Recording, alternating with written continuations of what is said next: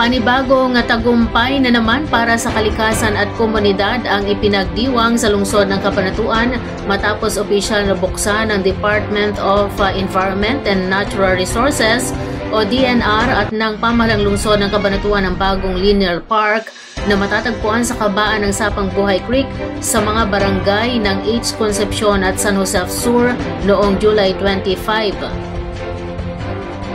Pinangunahan ni Mayor Micah Elizabeth R. Vergara ang inaugurasyon na dinaluhan ng mga opisyal mula sa DNR na sina Gerondio C. Fernandez, PENR Officer, Noel L. Marinas, Regional Focal Person, Engineer Ralph C. Pablo, Regional Executive Director, at Michelle B. Rigor, City Enro.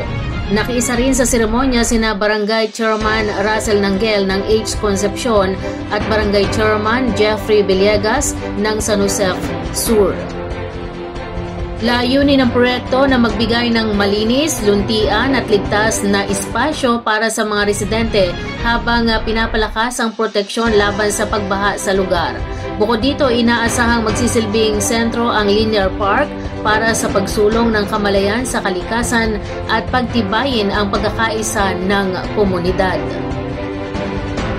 Ayon sa mga opisyal, bahagi ito ng mas malawak na inisyatiba ng lungsod at ng DNR na i-rehabilitate ang mga daluyan ng tubig sa urban areas at sa bayang paglinang ng mga green spaces na makikinabang ang mga mamamayan. Sinabi ni Mayor Micah na hindi lamang ito parke, ito rin ay simbolo ng pangakong pangalagaan ang kapaligiran habang isinusulong ang kaayusan at kaginhawaan ng mga mamamayan. Dagdag pa ng DNR, ang proyekto ay isa ring hakbang upang hikayatin ang mga lokal na pamahalaan na suportahan ang urban greening at climate resilience infrastructure sa gitna ng mga hamon ng pagbabagong klima. Ikinutuwa rin ng mga residente ang proyekto na ngayon bukas na para sa pampublikong paggamit bilang espasyo para sa ehersisyo, family bonding at community events. Patuloy din ang panawagan ng pamahalang lungsod para sa disiplina at pakikiisa ng lahat upang mapanatili ang kalinisan at kaayusan ng nasabing lugar.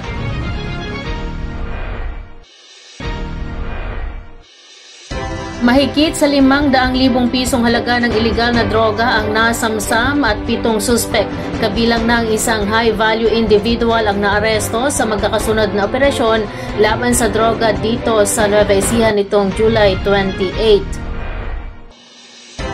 Ayon sa ulat ng Cabanatuan City PNP ay nagsagawa ng magkakahiwalay na bypass operations ang kanilang tropa sa Barangay Bantog Norte at Barangay Imelda sa Cabanatuan City. Sa mga operasyong ito ay nahuli ang 3 drug personalities at nasamsam sa kanila ang nasa 71.2 gramo ng shabu na tinatayang may street value na 484,840 pesos. Samantala, isa pang operasyong isinagawa ng kapulisan ay nagresulta naman sa pagkakatiklo sa 5 lalaki sa mga bayan ng San Leonardo Municipal Police Station 1, Gapan City Police Station 2 at Santo Domingo Municipal Police Station 2. Ayon sa mga otoridad, nasamsam sa mga suspek ang 2.22 gramo ng shabu at 15 gramo ng marijuana na may kabuang halaga na 16,900 pesos. Ang mga naarestong individual ay nakapit na ngayon sa mga presinto ng mga operating units at naharap sa kasong paglabag sa Republic Act 9165 o ang Comprehensive Dangerous Drugs Act of 2002.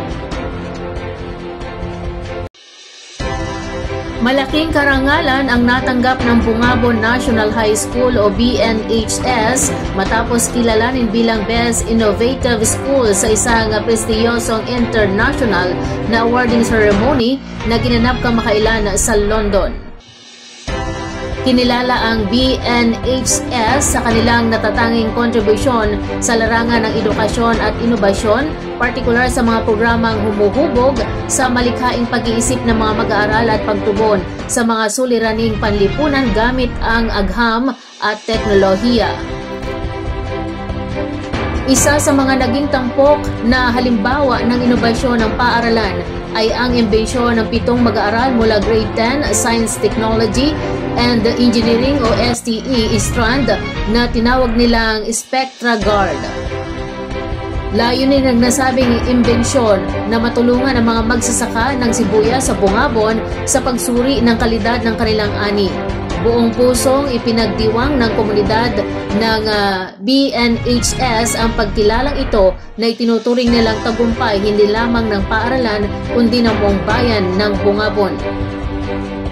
Sa Facebook post ni Sir John Dominic Carbonell Sanyal, sinabi nitong ang parangal na ito ay para sa buong komunidad ng Bungabon NHS at nagpaabot ito ng pasasalamat sa mga guro, kawani, mag-aaral, dating school heads, mga magulang, stakeholders at sa patuloy na suporta ng LGU Bungabon at ng pamahalang panlalawigan ng Nueva Ecija.